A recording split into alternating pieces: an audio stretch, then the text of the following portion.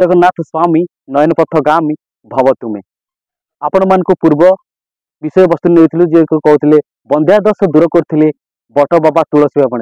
आज द्वितीय विभाग नबू पंचसखा क्या कहुए आज मालिका विषय कहे से कहते पुणी आसब महाप्रलय। नमस्कार आपन को स्वागत आम आध्यात्मिक चैनल को कौन खबर भक्ति तत्व मार्गे छेदिव अणाकार ब्रह्म सकति गुप्त भावे भजिव से अणाकार अटई बाह्य तृतीय स्थान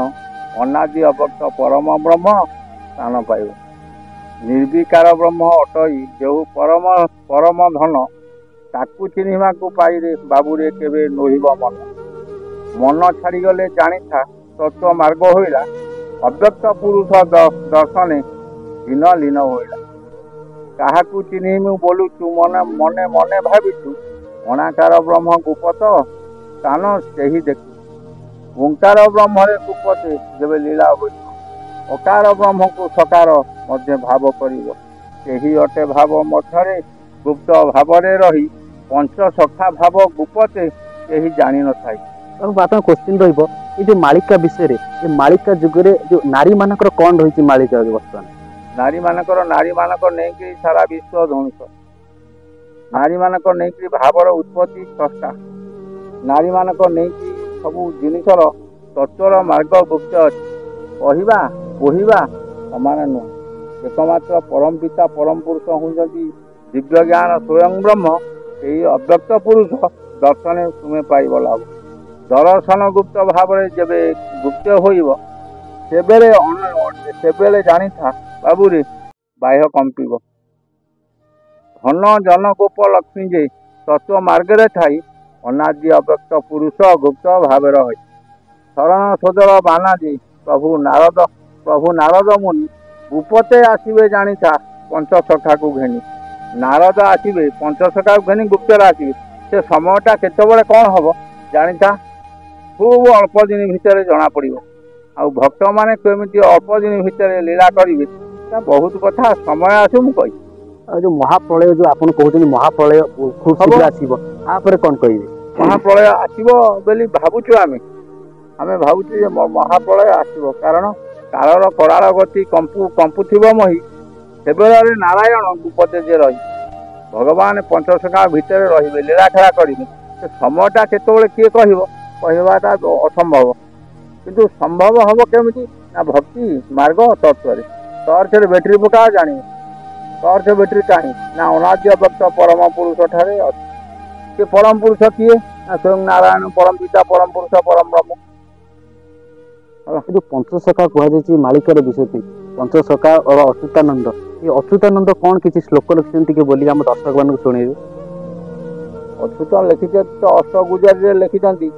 भाव विनोदिया ठाकुर भक्त वत्सल हरि भक्तंग लगी प्रभु ए दश मूर्ति धरी भक्त कि तुम कर भक्त बोलरे था भक्त पेशिला हसीना को दूतपण जाओ सब तो भावर कथा भक्ति भाव मार्गर कथा आ विश्वास आ भक्ति की तत्व कर रख परम पिता को दर्शन कर जदि आम एपर्त आम कहते कौन मुझे ठाकुर भूल कथा ठाकुर मुझे ठक चोर ठाकुर केमी जाला लोक ना मत कहते यहाँ चुरते ये सेटे ना से कथा नुह भावर शक्ति आम पाखे किसी ना आम पाखे एक विश्वास आ भाव आ भक्ति अच्छी से भक्ति आम मुंडिया मारे राति पाइले से भक्ति की डाकुचु संध्या से भक्ति की डाकुचु से परम पिता किए ना स्वयं ब्रह्म जो आप जो लिखाई आमर जग इच्छापुर ठारे रही जो मालिका विषय किसी लिखाई आप किसी गीत शुणुते विषय कौन कहे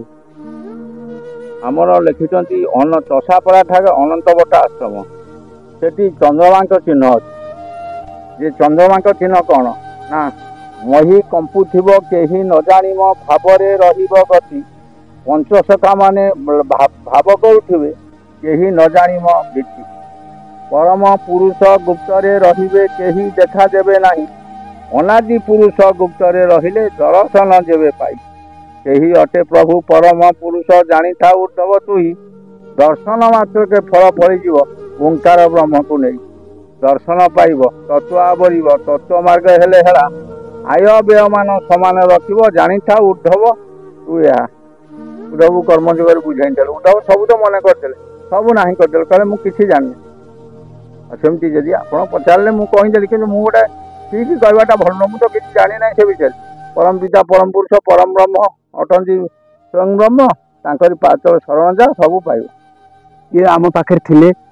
ବଟ ବାବା ଶ୍ରୀ ଅନନ୍ତ ବଣ୍ଟର ଆଶ୍ରମରେ। ଅନେକ ତାଙ୍କର ମାହାତ୍ମ୍ୟ ଅଛି, କହିଲେ ଆପଣମାନଙ୍କୁ ଆଗକୁ କହିବି। ଇଏ ଥିଲା ଆଜି ଥିଲା ପଞ୍ଚସଖା କାହାକୁ କୁହାଯାଏ, ଆଜି ପଞ୍ଚସଖା ବିଷୟ କରିଥିଲେ। ଆସୁଛି ଖୁବ୍ ଶୀଘ୍ର ମହାପଳୟ, ପୁରା ହେବ ପୃଥିବୀ ହବ ଥର ଥର। ହଳମଳ ହୋଇବ ମେଦିନୀ କେହି ଜଣାଯିବେ ତାହାର, ତାହାର ଧ୍ୱନି ଆକାର ମଧ୍ୟରେ ପଦ୍ମ ଫୁଟିବ, ଶିକାର ବ୍ରହ୍ମକୁ ସେ ନେବ। ଶୂନ୍ୟ ଶୂନ୍ୟ ମହାଶୂନ୍ୟରେ ଖେଳ, ଭକତ ରଖିବେ ତହିଁର ଟାଣ। ସେଇ ପରମ ପିତା ପରମ ପୁରୁଷକୁ ରକ୍ଷକ